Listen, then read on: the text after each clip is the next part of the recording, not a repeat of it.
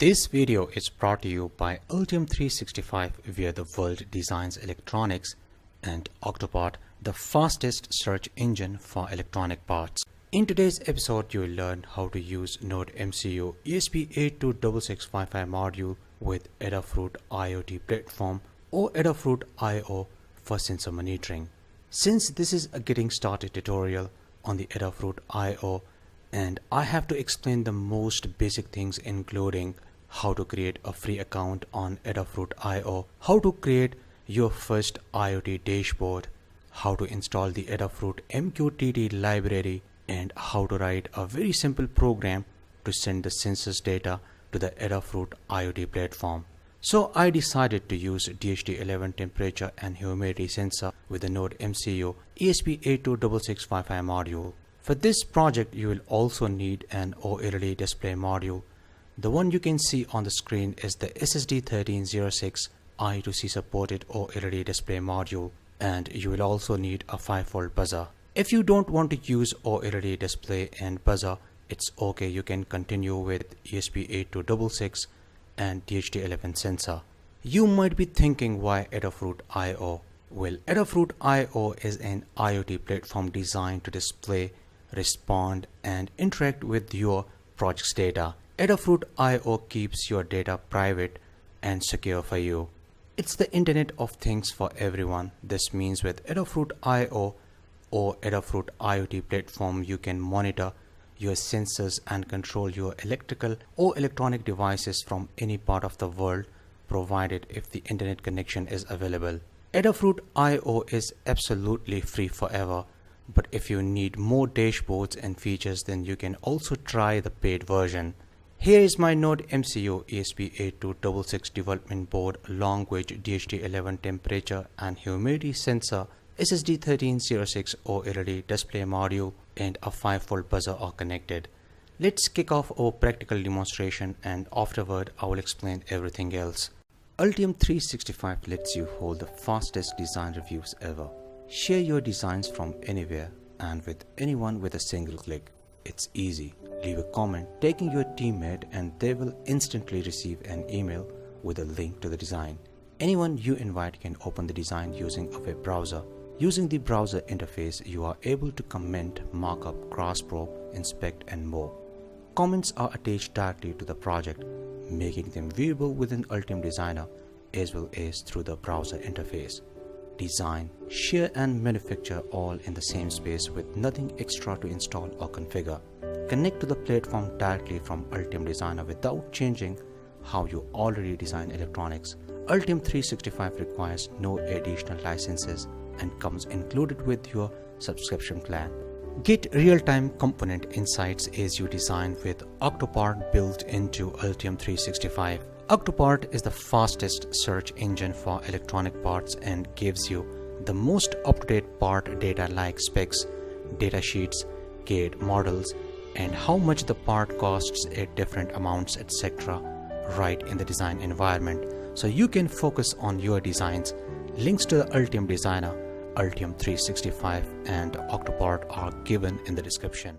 I have powered up the Nodemcu ESP8266 Wi-Fi module using a 5-volt regulated power supply. If you don't have an external power supply, then you can use your computer or laptop to power up the Nodemcu ESP8266 Wi-Fi module. Anyway, right now my Nodemcu module and laptop are connected to the internet. You can see the temperature and humidity values on the OLED display module and also on the gauges. You might be thinking, why am I displaying data on the OLED display and gauges? Why not only OLED display or Adafruit IO? Well, my friends, if you are near to the circuit, then there is no need to open the Adafruit IO. But suppose if you are away, out of town, or even out of country, then in a situation like this, you can use your Adafruit IoT platform for monitoring the temperature and humidity values.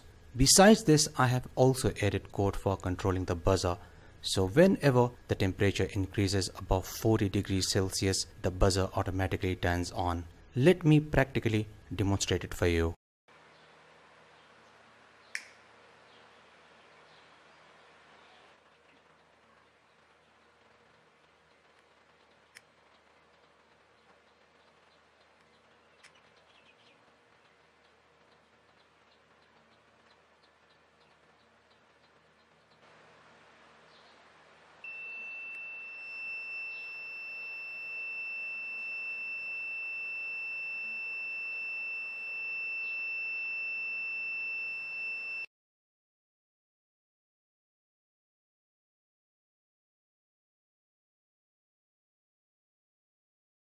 I'm sure by now you might have got an idea of how does this system work. So without any further delay, let's get started.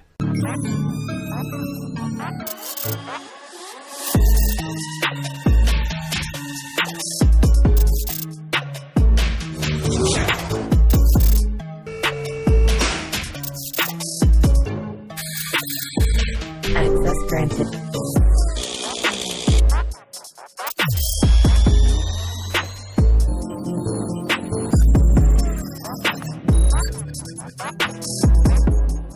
The components and tools used in this project can be purchased from Amazon. The components purchase links are given in the description. The DHT11 sensor S pin or data pin is connected with the 4 pin of the Nodemcu ESP8266 Wi-Fi module, while the VCC and ground pins are connected with 3.3 volt and ground pins of the ESP8266. The 5-volt buzzer is controlled using the 5 pin on the Nodemcu ESP8266 Wi-Fi module. The red wire of the buzzer is connected with the VN pin, which is connected with the regulated 5 volts. We use 2N2222 NPN transistor and a 10 kilo ohm resistor to control the buzzer. The ground and VDD pins of the OLED display module are connected with the Nodemcu module ground and 3.3 volt pins respectively, while the SCK or SCL and SDA pins of the OLED display module are connected with the D1 and D2 pins of the Nodemcu module. D1 is the SCL and D2 is the SDA. On the left side is the regulated 5 volt power supply based on the linear voltage regulator 7805. Don't forget to add these 470 microfarad decoupling capacitors at the input and output sides of the regulator. So that's all about the circuit diagram. And now let's start with the Adafruit IO. Open io.adafruit.com. Click on the Get Started for free. Enter first name, last name, email, username and password. Finally, click on the Create Account button. Now click on the IO. Click on the new dashboard. Enter the dashboard name. Now click on the feeds. Click on the new feed. Create a new feed with the name temperature and click on the create button. Again click on the new feed button and this time do it for the humidity. Now again click on the dashboards. Open the temperature monitoring dashboard. Click on the dashboard edit controls and click on the create new block. I will select a gauge and next I will select the desired feed name humidity. Now enter the required values.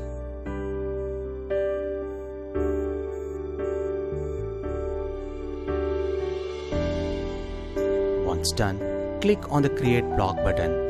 Repeat the same steps for the temperature.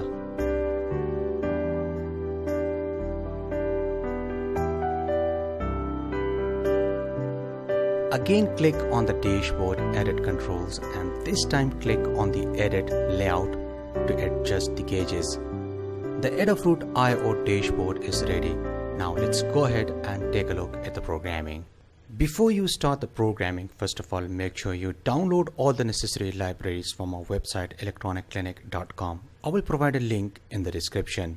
I have also a very detailed getting started tutorial on the ESP8266 Wi-Fi module in which I have explained how to install the ESP8266 using the board's manager URL link. So once you install the ESP8266 board, the ESP8266 Wi-Fi.h will be automatically installed on your system. The Adafruit JFix.h and Adafruit SSD1306 libraries I have been using for quite a long time, and I have already explained how to download and use these libraries. You can watch my video on the OLED display module. To install the DHT library, simply click on the sketch menu, go to Include Library and then click on the Manage Libraries. In the search box, type DHT. Select the desired DHT library and install it. As you can see, I have already installed this library. You will also need the Adafruit MQTT library. For this, repeat the same steps, but this time in the search box type Adafruit MQTT. Select the desired library and install it. If you have downloaded and installed all of these libraries, then I must congratulate you, as you have done all the hard work. Rest of the code is pretty straightforward. Define the pin and type of the DHT sensor you are using. There are some other versions of the DHT sensor. Right now I'm using DHT11 sensor. These lines of codes are for the OLED display module. The SSD1306 OLED display module I have used in hundreds of projects, and its code is always the same. If in case you are not able to see any data on the OLED display module, then it means you are using a different version of the OLED display module. You don't have to be worried.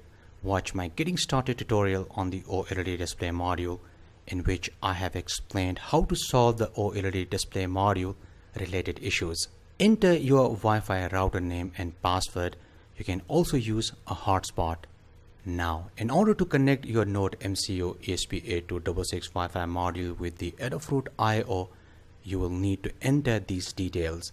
The Adafruit IO server and the Adafruit IO server port, these are same for all the users. But the Adafruit IO username and Adafruit IO key are different. You can copy the username and key from your registered Adafruit IO account.